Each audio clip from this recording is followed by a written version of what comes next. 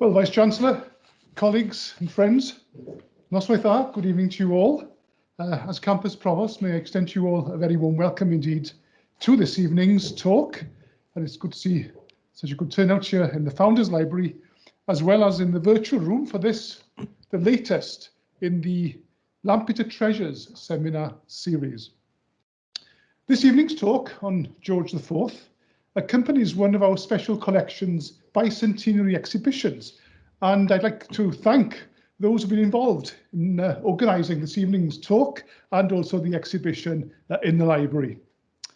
This evening's talk will be delivered by Professor Bill Gibson, a Professor of Ecclesiastical History at Oxford Brookes and Director of the Oxford Centre for Methodism and Church History. Professor Gibson was educated at Hewish's Grammar School, Taunton, and went on to study at the University of Wales, Lampeter, where he was Butler Scholar from 1978 to 1982. He graduated with a BA in History and then took an MA, writing a thesis entitled The Diocese of Bath and Wells in the 18th Century. After this, he trained as a teacher at Lincoln College, Oxford, and he was awarded his PhD by Middlesex University in 1994 and gained a D.Litt from the University of Wales in 2003. Professor Gibson has published widely, with his first book, Church, State and Society, 1760 to 1850, being part of the British History in Perspective series. He has also written about the history of St David's College, Lampeter, in a class by itself, The Fight for Survival of St David's College, Lampeter, published in 2007. He's a Fellow of the Royal Society of Arts, the Royal Historical Society, and the Society of Antiquaries. He edits the Journal of Religious History, Literature and Culture, published by the University of Wales Press, and from 2012 onwards, he has chaired the editorial board of the Routledge Methodist Studies series. I should also add that he is a long-term collaborator with our own, where are we here? There we are, Honorary Research Fellow, John Morgan Guy. He's one of Lampeter's most dedicated supporters and is a regular contributor to The Link, the Lampeter Society magazine. We are delighted to welcome you home to Lampeter, Professor Gibson, and we look forward to your talk this evening, which is entitled George IV, Lampeter's Royal Patron. Croeso cynnes iawn i chi. Welcome. Thank you very much indeed. Well, this evening I'm going to try and do three things. I'm going to give you a brief overview of the life of George IV.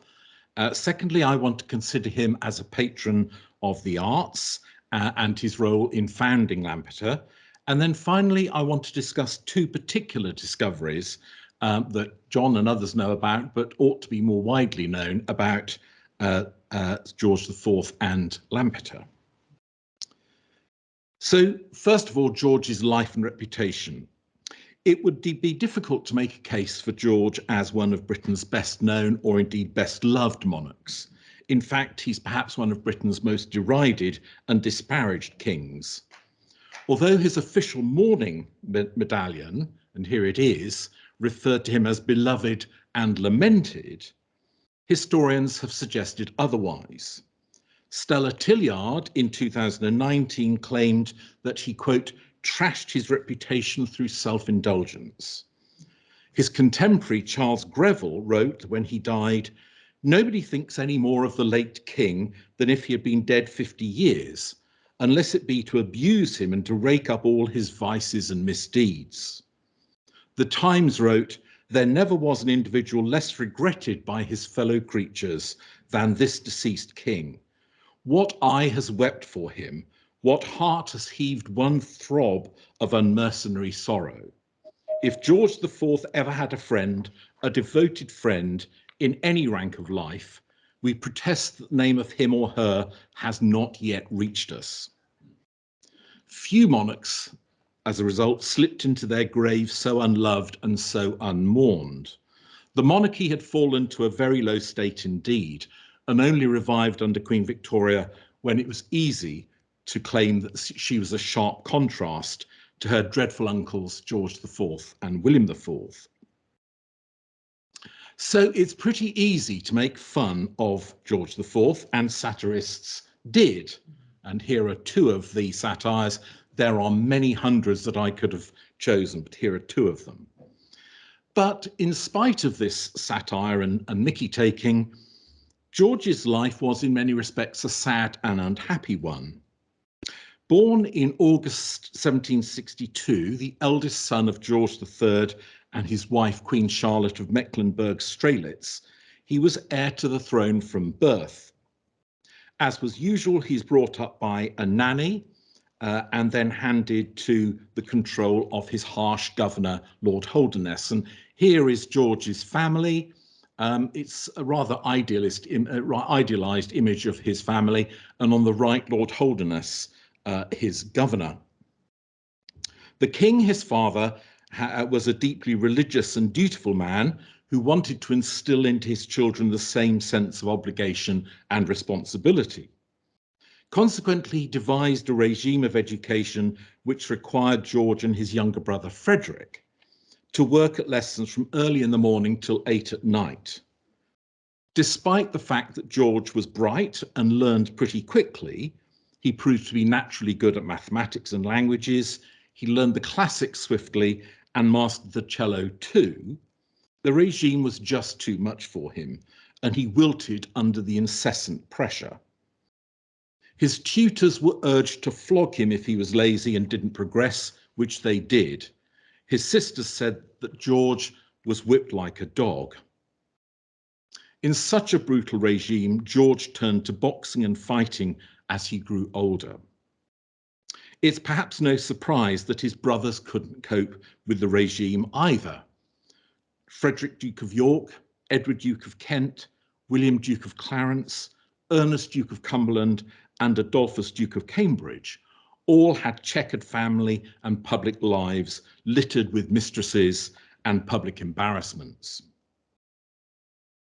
George III felt that his eldest son was a wastrel from an early age and responded to his waywardness by isolating him and withholding affection.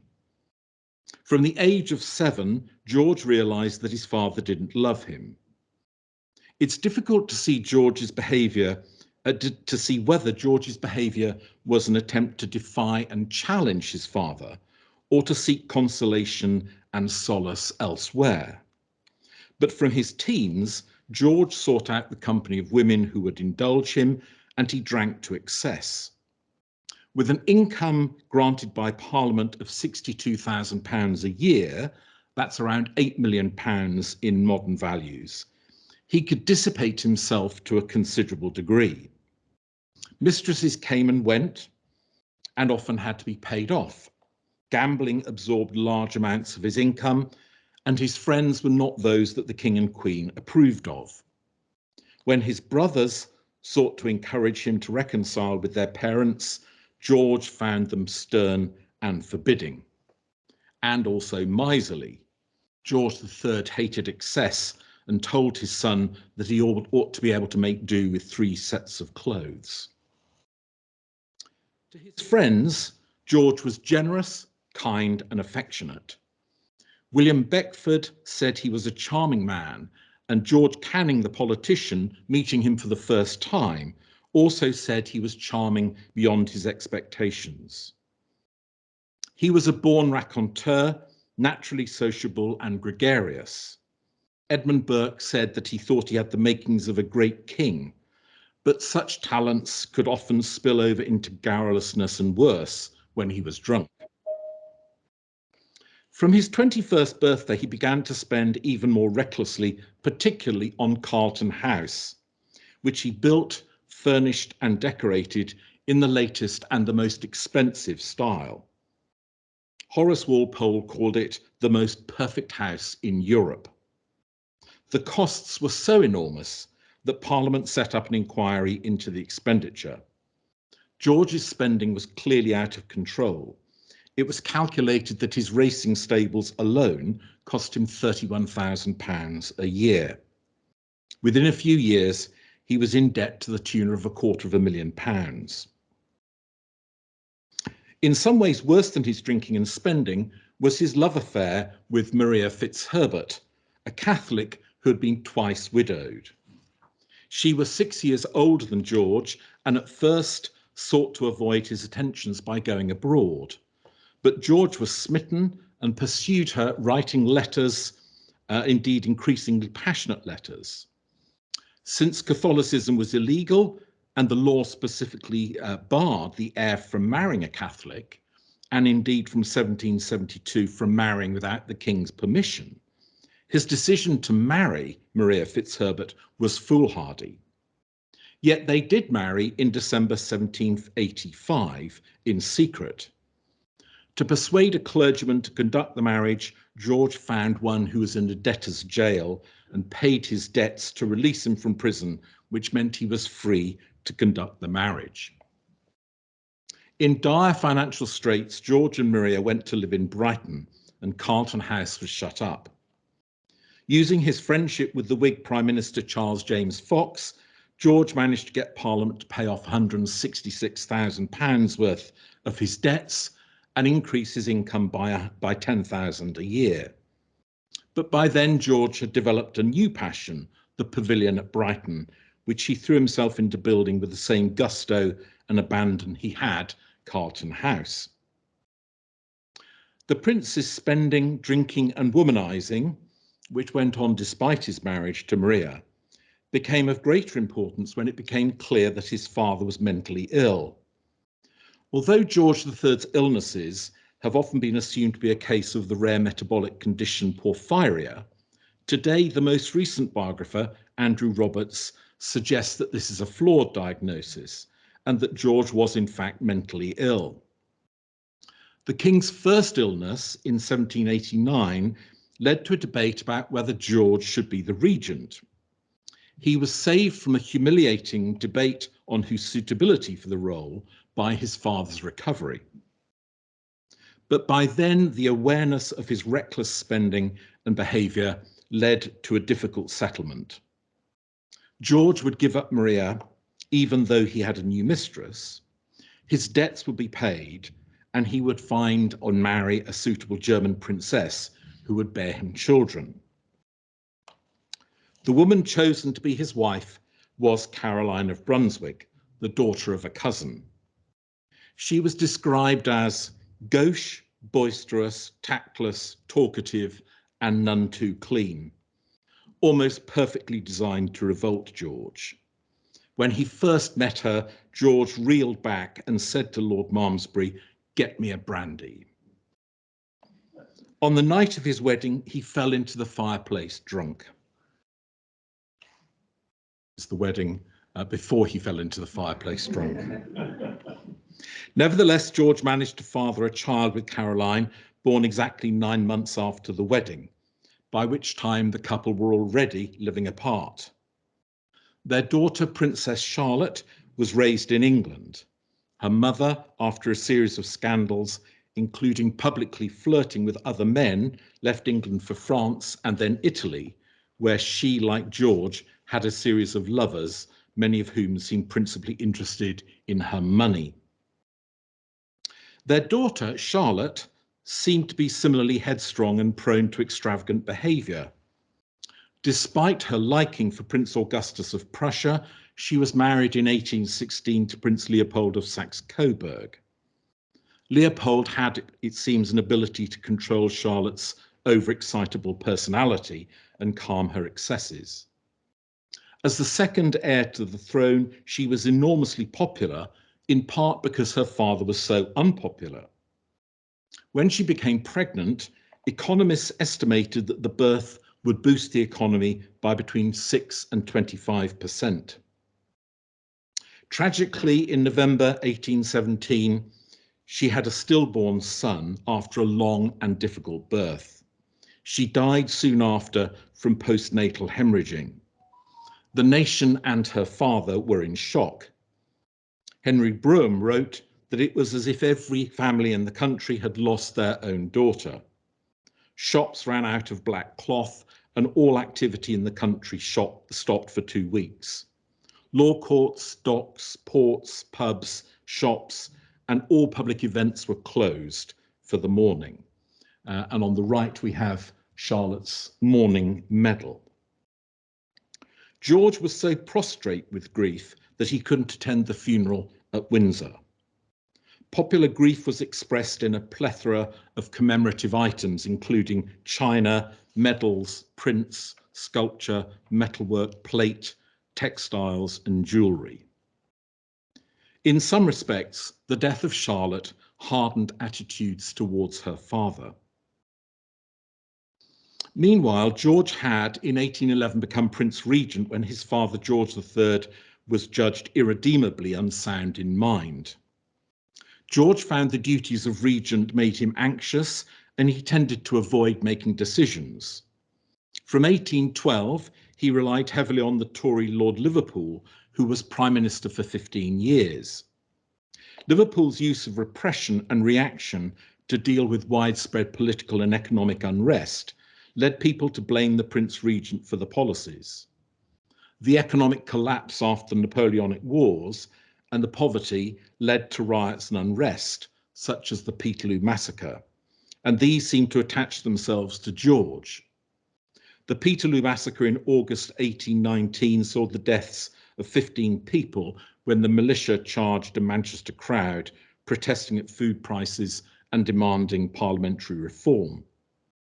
Later that year, when George appeared in public, he was hissed, since he was understood to have commended the Manchester magistrates for their brutal action at Peterloo.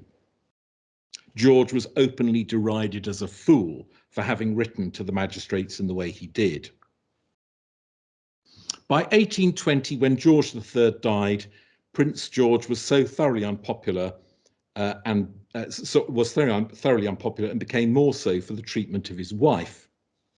Technically now Queen, Caroline of Brunswick returned from Italy, where George had received reports of her flagrantly adulterous affairs, to claim her place as Queen. This included trying to gate-crash the coronation.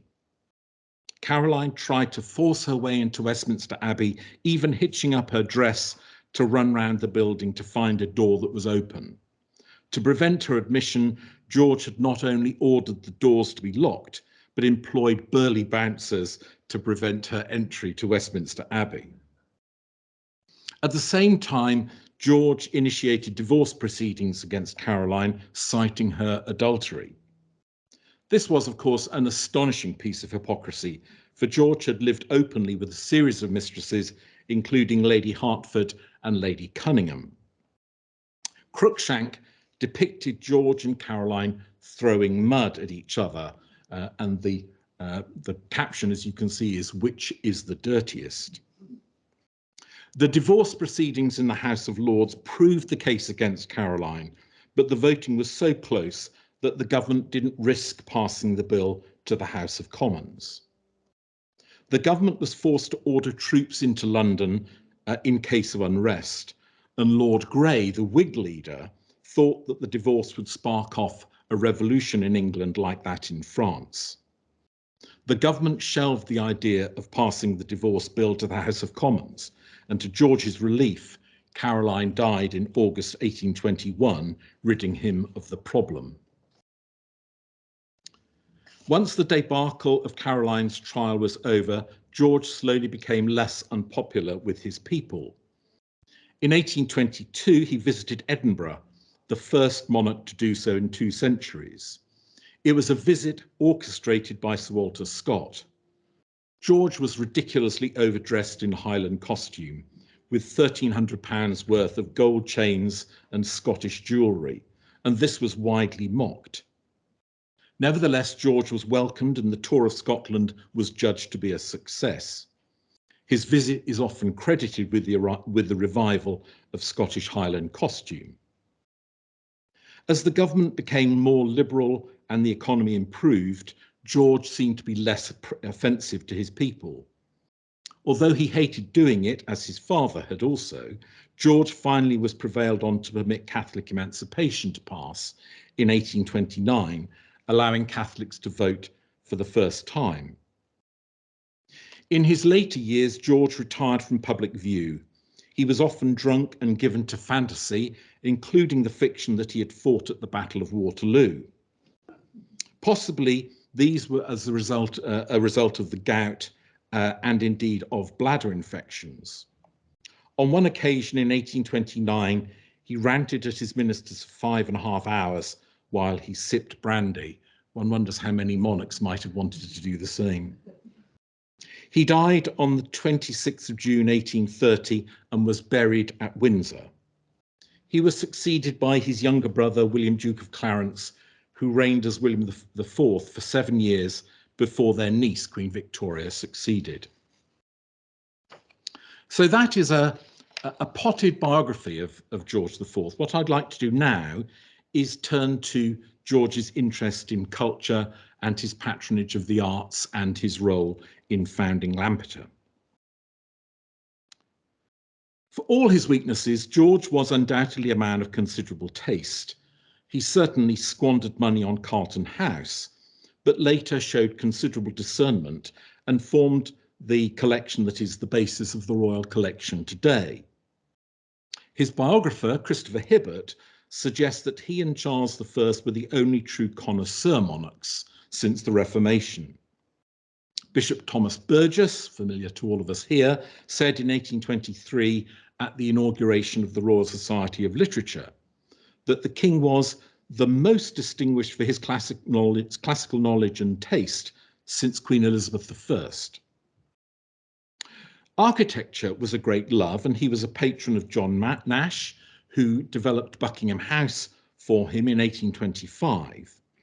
And indeed, he patronised Geoffrey Wyatville, who transformed Windsor Castle. But his interests were not limited to buildings.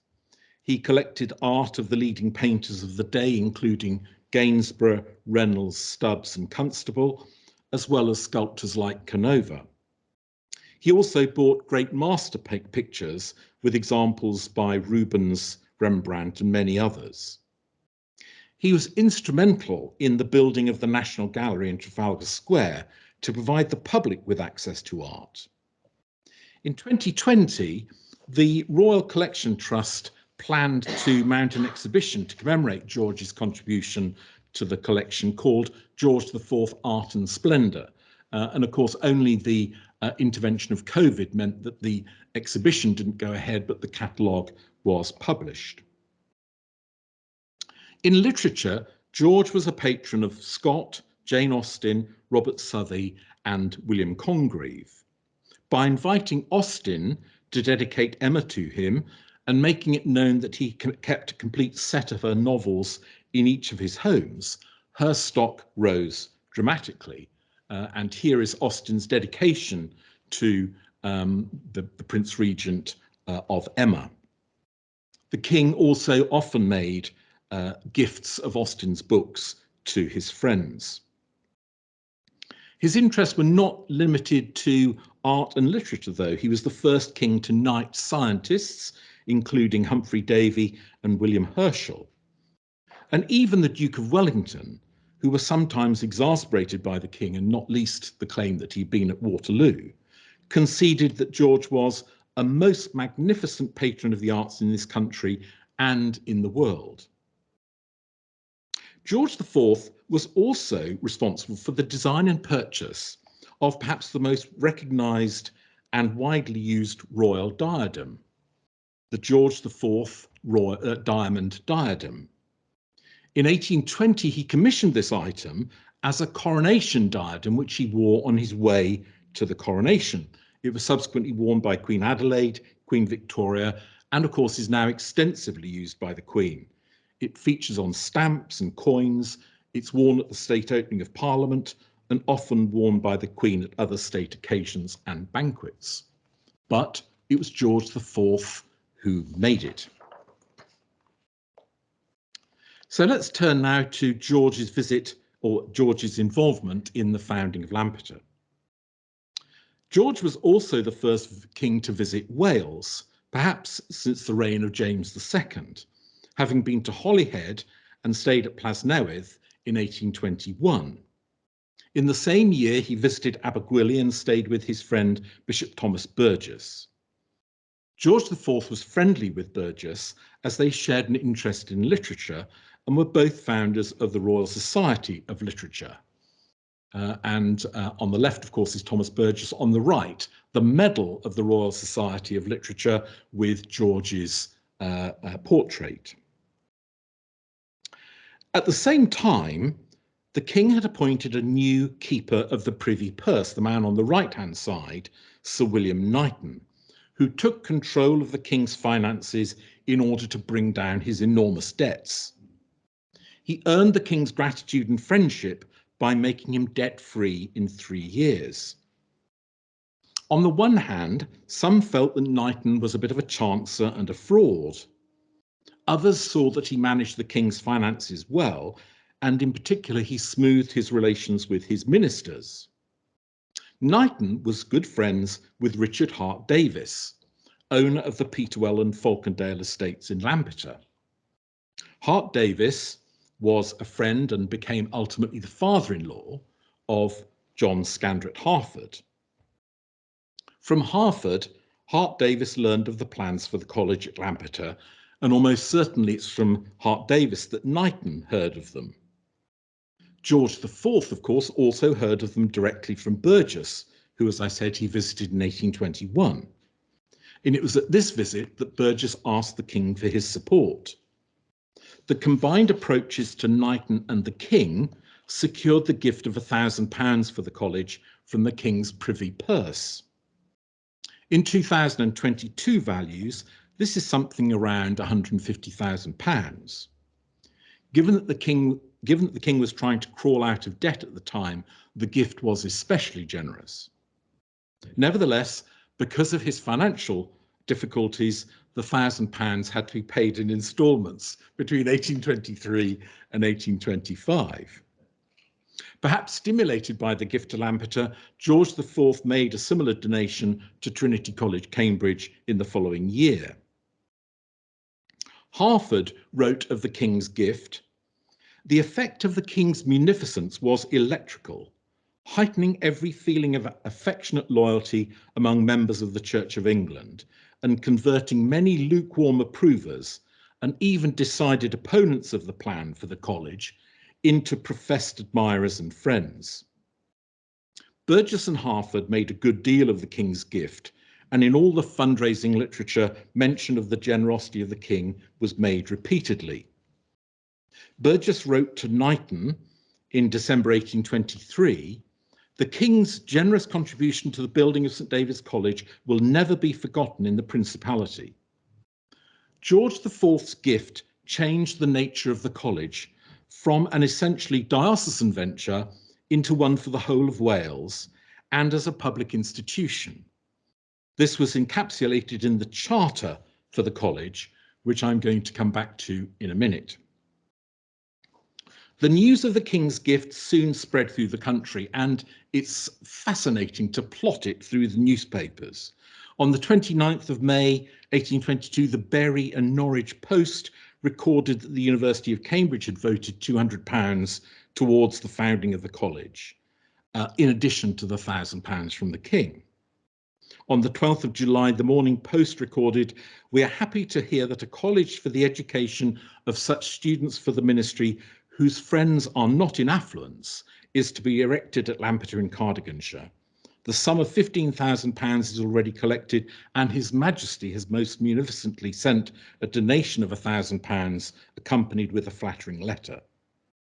The notice was copied in numerous other newspapers, including Jackson's Oxford Journal. The date of the king's birthday, or the anniversary of the king's birthday for the laying the foundation stone, was widely noticed in newspapers.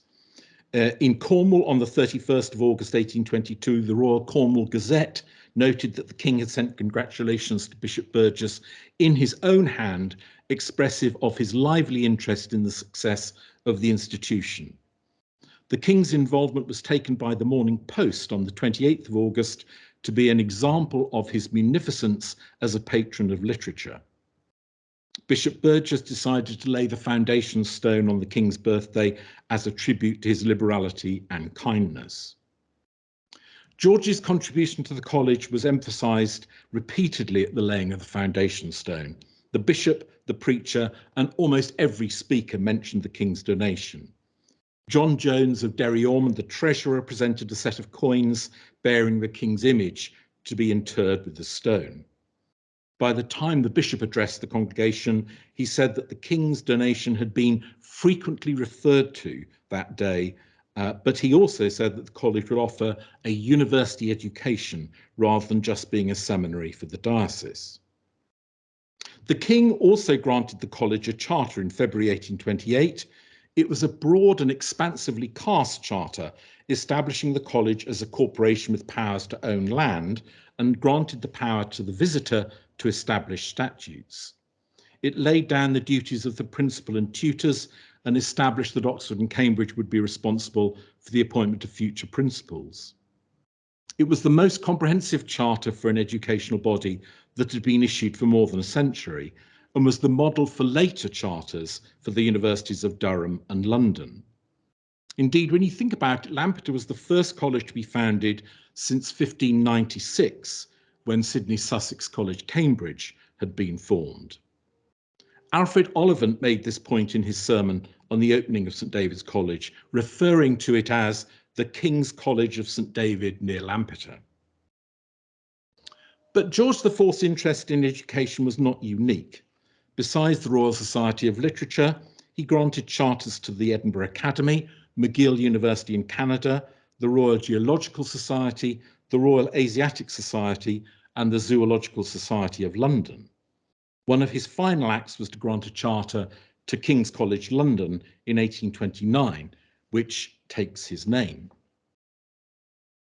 Now, to conclude, I want to turn to two particular curious things about George's patronage of Lampeter, which we ought to know more about. And I only know more about them because I've done some work on them, and much of that has been helped by John Morgan Guy.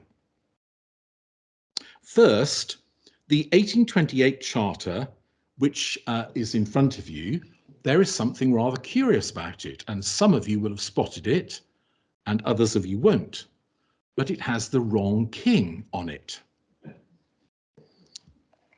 The image of the king on the 1828 charter of George IV has a portrait of George III on it. Now, I wondered why this is. It's unmistakably George III, and I'll tell you in a minute why I know this is unmistakably George III. I contacted the Privy Council Office, the National Archives, and the Royal Archives. None had an explanation for this at all. So I decided to write to a number of other organisations, including the Edinburgh Academy, McGill University, Royal Geological Society, Royal Asiatic Society, Zoological Society. All of them also had a charter from George IV with an image of George III on them. I also found 2 or 3 examples of charters issued by George III, which had George II images on them. So there clearly was a practice of using old stationery. There was this sort of slippage between reigns. Probably the advances in engraving meant that the government stationery office bought lots and lots of blanks for future use. And it seems that this particularly happened under George II, George III, and George IV. If you think back to the historical circumstances prior to George II, it's very unlikely that anybody would use an image from a previous reign. You can't imagine William and Mary using a James II image on one of their charters. You can't imagine Queen Anne using a William and Mary, George I using a Queen Anne. So before George II, there were very heavy political reasons why you wouldn't think of reusing stationery. What's remarkable in this case is that the George III images on the stationery was used for so long. In the case of Lampeter 1828, in the case of King's College London 1829. And what's more, this specific image of George III is one from the 1770s. We know that because it's the identical portrait that appears on the charter of the Royal Academy, which was issued in 1777. Now, the formal process of issuing a charter was complicated. The Privy Council agreed that the charter should be issued, but then it was passed to the Great Seal Chancery Office for the Great Seal to be impressed onto the document. The same system was used for peerage creations. That is to say, they were produced from letters patent, but then passed to the Chancery Office for the Great Seal to be put on them.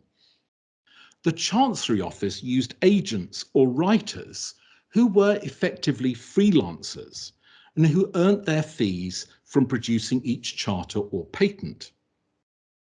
If each of these charter writers had stocks of stationary blanks, they would use them up at different rates.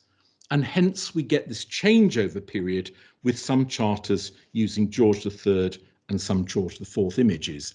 We know that there were some George IV images because this is a rare George IV charter with an image of George IV on it. Even so, my hunch is that at some point in the 1770s, a huge order was placed. I suspect somebody added a naught to the number of items required for George III blanks, so that they were still in use in the indeed the end of the 1820s. One hint that there was an enormous stock of George III blanks comes from their use on very ordinary documents, which suggests that they were being used up. So, for example, there's in 1824, there's a routine land recovery grant, an order from the King's Bench Court to the High Sheriff of Worcestershire, which wouldn't normally require a royal image on it. It's sent out with one of these George III blanks. And similarly, a number of judicial appointments under George IV used the George III blanks, I suspect simply to use them up. So I think the practice clearly was that there was some changeover between reigns, but the reign of George IV seems to have been an instance in which that process went on for much longer because there was a larger stock of George III stationery to use up. Nevertheless, until this research was undertaken into the Lampeter Charter, no one knew that this was the practice at the Privy Council and Chancery Office, and now we do. The second issue is the royal arms above the tower in Lampeter. They are a remarkably rare set of royal arms that are used only briefly in the reign of George III. Now, since 1702, the royal arms of Britain had gone through some changes. On the left are the arms of Queen Anne, quartered arms of England and France with Scotland and Ireland. France, of course, because the kings and queens of England still claimed from the medieval era to be kings of France. In the middle, under George I, who was, of course, also Elector of Hanover, the arms of Hanover had to be included, so they were incorporated in the fourth quarter on the bottom right-hand side. And they include the White Horse of Hanover and the other Brunswick, Lüneburg arms. So the royal arms under George I, and they continued right the way through into the reign of George III, were kind of a scrunched up version. From 1801, the arms changed again to those on the right-hand side, because in 1801, George III gave up the claim to be King of France. I think it was a sort of realization that that was never going to quite happen. So instead of the scrunching up of Hanover in the bottom right-hand quarter, the Hanoverian arms were placed as an escutcheon over the royal arms, which had two lots of the Lions of England, the Harp of Ireland, and the Lion of Scotland. So this evolution of royal arms took place over that period from 1702 to 1801. But in 1816, the arms changed again. And they changed because in 1816, at the end of the Napoleonic Wars, Hanover was raised from a duchy and an electorate into a kingdom. So a royal crown, as you can see on the left-hand side, was replaced. If we go back, you see there was an electoral cap over the arms of Hanover, and in 1816 that is replaced with a royal crown. Now those arms only exist in England from 1816 to 1837, because for that 21-year period, George III, George IV, and William IV were kings of England and of Hanover.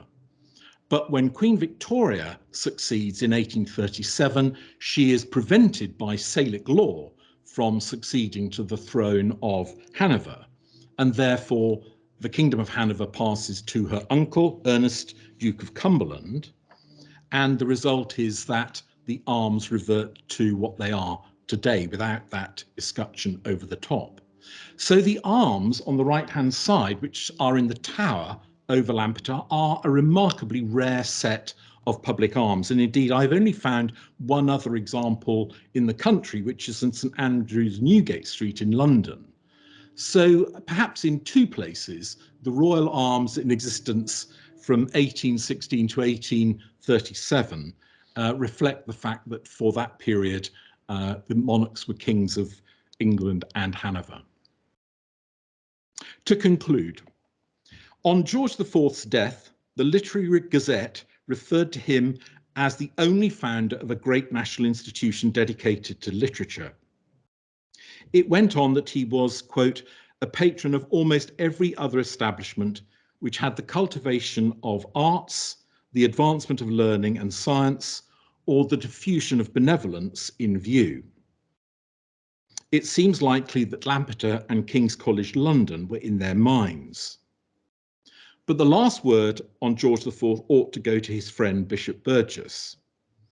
He said that there would be three great acts for which the king would be remembered: the foundation of the Royal Society of Literature, the presentation of the Royal Library to the British Museum, and the contribution he made to the founding of St David's College, Lampeter.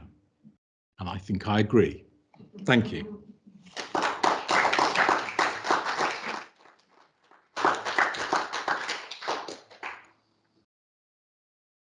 Well, Mr. Gibson, thank you ever so much for such a fascinating insight into the life of George IV and his links to this very campus.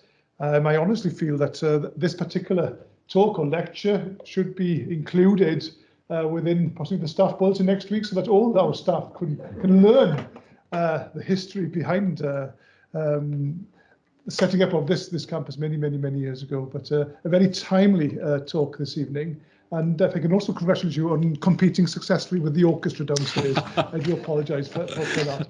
I think we have time for one or two questions.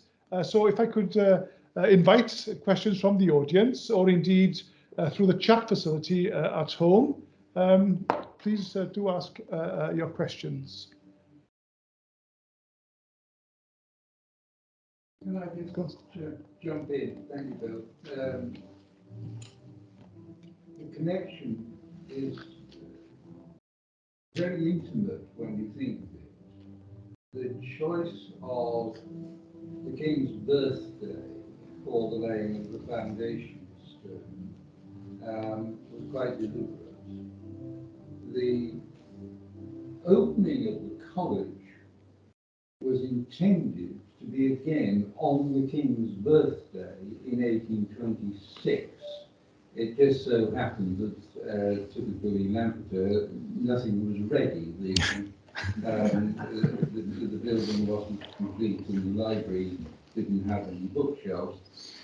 So it was postponed to St David's Day 1827 as a kind of afterthought. And when the entire college came to be consecrated, not just the chapel, but the entire college came to be consecrated by Burgess's successor, Franks Jenkinson. The date chosen was in fact as close as the bishop's engagements allowed it to be to the 12th of August. So all in all, you get the sense with everything that you said and this deliberate policy and the choice of the king's own arms in the most prominent position possible over the tower of the college building, that they were fishing for this to be the King's College of St David near Lampeter. And just as a year later, King's College London. And I think one should sort of just bear that fact in mind. Yes. Would you agree with that? Well, I absolutely agree with you. I mean, they knew that the king's patronage was a good thing. They were not going to let it go, and they banged the drum at every possible opportunity. And certainly, if you read the accounts of the laying of the foundation stone, they absolutely flog it to death. Indeed, Burgess almost says that they've overdone it a bit when he says it's been frequently referred to. I think they do realise that they've got a fantastic opportunity, and they do bang the drum very loud and very clearly. And part of me thinks good for them. You know, it's a sensible thing to do. Is if you've got something going for you, you exploit it mercifully, and they did it brilliantly. The comments or questions? Is it possible to make any predictions about how different the history of the monarchy might have been had Princess Charlotte and her child not died? That's that's. I mean, Ruth, counterfactuals are fashionable, but I think there has been, certainly in films about Queen Victoria, there tends to be, because of course Leopold subsequently is shuffled off and is made King of Belgium. So Leopold of Belgium is in fact the former prince who was thought likely to be Prince Consort when Charlotte became Queen. He exercises a sort of malign, benign influence in the background, and certainly it appears he manoeuvred Victoria into marrying Albert. Whether he would have played such an effective role as Prince Consort with Charlotte is difficult to know. I think the view that Princess Charlotte was the much loved, wonderful heir who was going to be the rising hope after these nasty, grubby old uncles had been got out of the way, I think is a bit implausible. My impression is that people refer to Charlotte as excitable, and I think that suggests that she was probably quite a difficult individual. Whether she would have been as manageable and pragmatic as Queen Victoria, I don't know. I mean, counterfactuals are interesting, but that's about as far as I want to go with that one, really, Ruth. Yes. Oh, Chancellor. The first funding from Cambridge on the King's College. Cambridge offers national support. How do they articulate that, and what political added value for them? That's a very good question. I don't think I can't see what the value in Cambridge making a donation of £200. What are they getting out of it?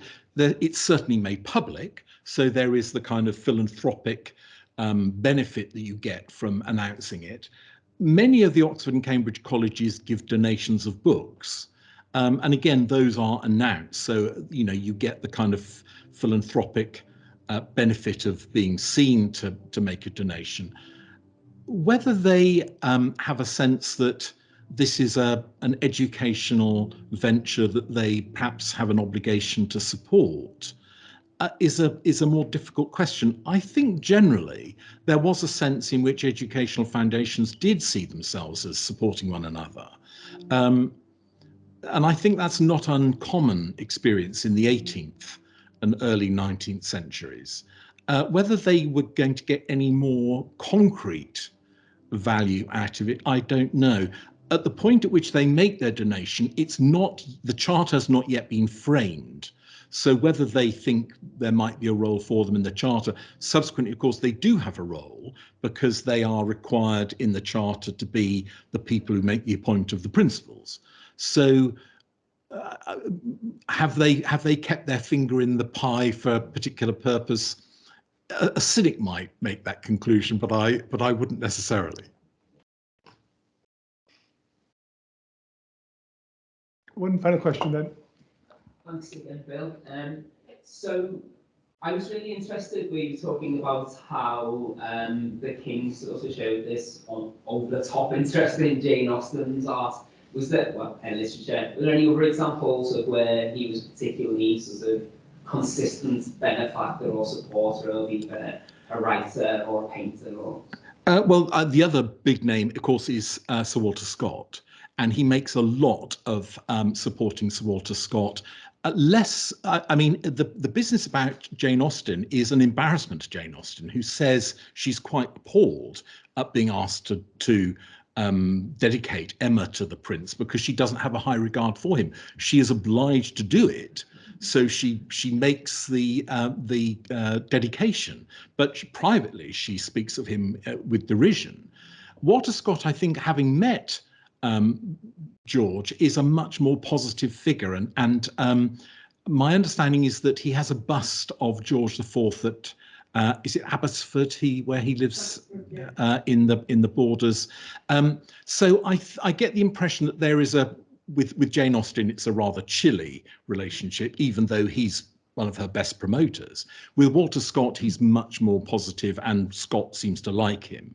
But I can't think of other literary figures that he has a very, very strong connection with. He clearly is very widely read. He's a much more cultured man. I think the impression from satirists is that he's a drunken gambler, womanizer, and horse racer, all of which is true. But he has a cultural hinterland as well. And perhaps that's one of the things that we ought to take away from today, really.